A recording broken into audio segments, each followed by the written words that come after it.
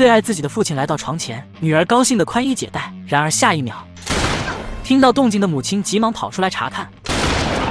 在亲手干掉妻子和女儿后，他又直奔儿子的房间。儿子看到父亲很是开心，可迎接他的却是父亲无情的枪口。然而令人没想到的是，下一秒，男人竟然又将枪口对准了自己，以为一家人整整齐齐就可以彻底解脱。不曾想急救人员赶到后，发现儿子只是肩膀中弹，并没有伤及内脏，侥幸捡回了一条命。警方从儿子口中调查得知，老父亲之所以如此极端，是因为无法承受舆论的谴责。原来就在几天前，他的姐姐在和老男人研究软组织硬化时，恰巧被同学小帅看到。本来这并不是什么大事，可当小帅看清后才发现，这个老男人正是他的亲生父亲。看热闹不怕事大的小帅转头就把这件事传了出去，混乱的父女关系被瞬间曝光，所有人都开始对他们指指点点。身份显赫的父亲得知丑事败露，没脸继续活下去，于是好心带全家人走上了重生之路。本以为这场悲剧就此画上句号，但他万万没想到，儿子道尔夫命大活了下来。转眼20年过去，此时的道尔继承家也成为了一名富商，但他始终对家人的死无法释怀。他将这一切都怪罪于小帅，发誓一定要让他血债血偿。而此时的小帅在雨中偶遇了一个美女，以为自己来了桃花运，可下一秒却当场失去了意识。等他再次醒来时，发现自己在一家酒店房间。起初他并没有觉得哪里不对劲，直到他掀开窗帘，却发现这是一面贴了壁画的墙壁，并且客房也没有电话。而更糟糕的是，房门竟是用坚硬的钢铁打造。他对着门铃大喊大叫，可无论他叫破喉咙都没人回应。平静下来的小帅突然明白，自己是遭到了囚禁。从那以后，他再没见过任何人，就连送食物都是通过狗洞送进来。小帅趁机把头钻出去，不断祈求对方放过自己。对方压根不理睬他，并且每天送来的食物不是饺子包面皮，就是面皮包饺子。幸好还有一瓶酒，但是每天都是一个样，吃的小帅直接吐了出来，发了疯一样的乱扔乱砸。可他无论怎么发泄，都没有得到任何回应。快要崩溃的他只能用酒精来麻痹自己。时间就这样一天一天过去，从最开始的愤怒转为无奈的接受。在这暗无天日的房间里，唯一能让他打发时间的就是看电视。由于长期与世隔绝，电视里的美女成了他精神上的慰藉。可就在做针线活的时候，房间里突然涌出大量白色烟雾，他还没反应过来就被迷晕了。之后就会有人来收集他的毛发和刚做完的针线活，然后拿出铁棍按上他的指纹，再用棉签取出他的唾液。等他再次醒来，本想打开电视继续未完成的针线活，可看到的一幕却让他彻底绝望。前妻遭遇性侵并被殴打致死，3岁的女儿因无人收养被送进了孤儿院。可意想不到的是，警方的所有证据竟都认定凶手是自己。看到这里，小帅直接关掉了电视，他无法继续面对这痛心的一幕。此刻他的心脏如同被撕裂一般，在这里的每一刻都是煎熬，但日子还得继续。渐渐的，小帅开始出现幻觉，总会看见有人在床上嘲笑他。可当他走上前去，床上的人却又消失得无影无踪。于是他开始满屋子里寻找，直到发现一只小白鼠。他把小白鼠当成了最好的朋友，每天和它朝夕相处，吃喝拉撒睡，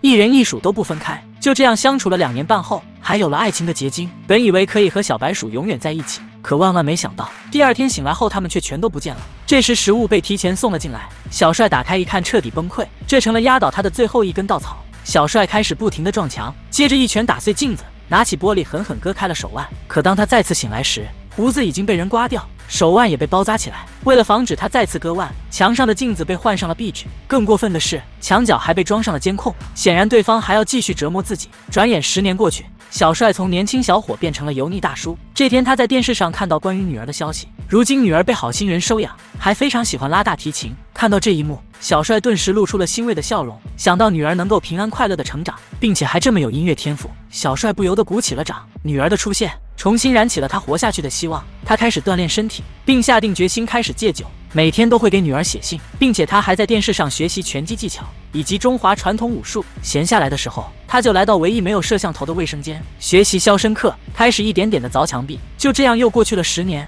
总统都换了好几届，他的墙壁也终于被凿开，顺利的从卫生间钻了出去，一脚踹开外面的铁围栏，终于可以重见天日。可他突然想到，给女儿写的信还在房间里，于是又匆匆折返回去取信。就在这时，电视上又开始播放女儿的新闻，看着女儿已经长大成人，并且还成了知名音乐家，完全不顾房间里又冒出的白烟，也要看完女儿的表演。但结果可想而知，他再次被迷晕了过去。没过多久，小帅从一个行李箱中醒了过来，他小心翼翼地观察4周，写给女儿的信还在口袋里，还贴心地给她放了1万美金。可就在转头的瞬间，一个熟悉又陌生的背影出现在眼前，他确定了，就是当初害他被囚禁的撑伞女人。小帅立刻追了上去，刚拦住女人想问个明白，就被一个打橄榄球的小伙狠狠揍了一拳。压抑了20年的怒火被瞬间点燃，他将心中的愤怒全部发泄出来，仅仅只用了2分半，他就把这群年轻力壮的小伙子打得落花流水。随后他再次朝女人追去，可等抓住对方时，却发现不是那个女人。他愤怒地质问对方拿伞的人在哪里。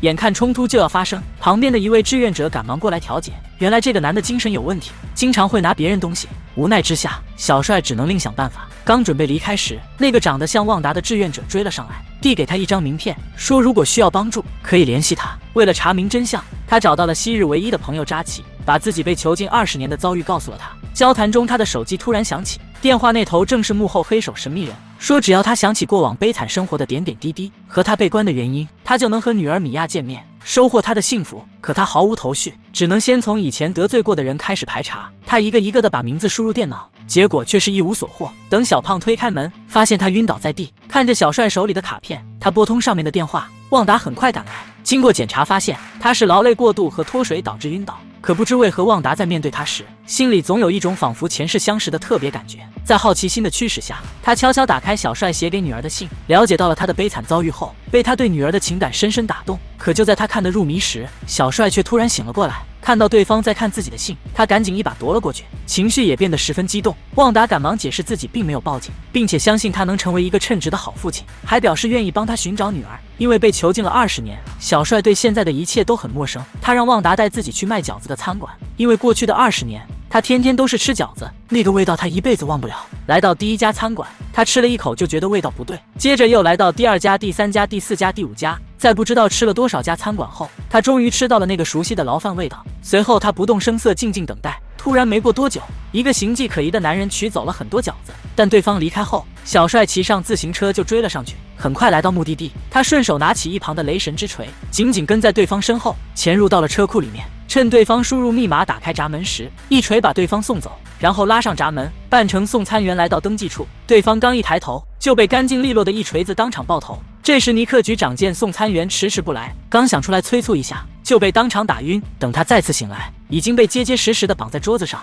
经过一番惨无人道的折磨后，局长不得不交代事情，但他也只是这座非法监狱的管理者，服务于上层社会的精英，从不问客户是谁，只知道客户要求把他关押20年。就在这时，外面的小弟发现了不对劲，于是急忙拉响了警报。他压着局长推开房门，推到铁门时立马把他推向众人，趁机赶紧逃跑。可没跑多远就被前方的小弟拦住，他也不再留手，拿起锤子与对方展开恶战。此刻的他强得像灭霸，硬是把这100来号人打得节节败退。经过一番激烈的恶战过后，在场的小弟们全部死伤惨重。他忍着剧痛，挣扎着爬出门口。这时2个陌生人出现，嘴里却说着好戏才刚开始，可不能就这么死，然后把他送到了朋友小胖的店门口。无奈之下，小胖只好再次给旺达打去电话。小帅知道自己惹上了厉害的角色，他不想连累旺达，便出了一些狠话把旺达赶走。随后他来到小胖的酒吧，可就在这时，那个神秘人又打来电话，可一句话没说就挂掉了，这让他感到很奇怪。于是他又回拨了过去，没想到电话铃声在身后响起。小帅二话不说，拿起桌上的匕首就冲了过去，却被道尔的女保镖轻松急招制服，接着数把枪指着他的脑袋。道尔并不打算杀他，而是要和他玩个游戏，只要他赢了，不仅能见到女儿，还能得到3份大礼。一是前妻被杀害的录像带，2是道尔的所有认罪书，3是价值2000万美金的钻石。最后道尔还会以死谢罪。而游戏规则是在46小时内找出2个问题的答案，如果他拒绝或失败，他女儿就会有生命危险。道尔还给他看了旺达被抓住的视频，小帅无奈只能接受这场游戏。他一路飞奔来到旺达家里，却被等候已久的局长手下当场抓住。就在他准备实施报复时，道尔及时打来了电话，希望他可以高抬贵手，并拿出了500万作为交换条件。局长是个有原则的人，二话不说就带着小弟离开了这里。小帅心疼地抱着旺达，殊不知他们的一举一动正被道尔监视着。这时小帅的手机再次响起，他们发现道尔的电话铃声竟是他以前学校的校歌，于是2人立马开车来到校长家里。孟达以记者身份帮他打掩护，小帅则偷偷潜入书房，找到了当年学校的学生纪念图册，这才知道了对方是高中同学。随后2人准备进入学校里面弄清楚对方报复的原因，可学校已经关闭，并且还有门卫看守，于是他们决定先回酒店休息，等到晚上再潜入禁区。可孤男寡女共处一室，再上小帅憋了20年，看到旺达裹着浴巾出来，他心中的欲火再也控制不住，2人情不自禁地纠缠在一起。开始了进出口贸易。可他们并不知道，此刻发生的一切竟都在道尔的监控。他也露出了阴谋得逞的笑容。当天晚上，他们潜入了学校档案馆，通过道尔的资料，很快查到了他还有个姐姐。看着手中相片，他终于想起了一切。当年自己无意间看到对方和一个男人偷情，喜欢八卦的他就把这事传遍了学校，最后导致悲剧发生。这就是道尔为什么要报复他的原因。知道真相后，他安顿好旺达，让他在这里等他回来，随后独自前往道尔的住处。小帅说出了2个游戏的答案，道尔怒斥他对自己家庭造成的伤害，但还是信守承诺将钻石给了他。小帅连忙解释，自己当时并不知道他们是父女关系，直到今天才查清事情真相。道尔却变得情绪激动起来，因为在他心中，父亲是个伟大的人。因为他的八卦，父亲走上了绝路，所以他发誓一定要让其感受到自己的痛苦。随后，他带着小帅来到了地下室，并说出他被关押期间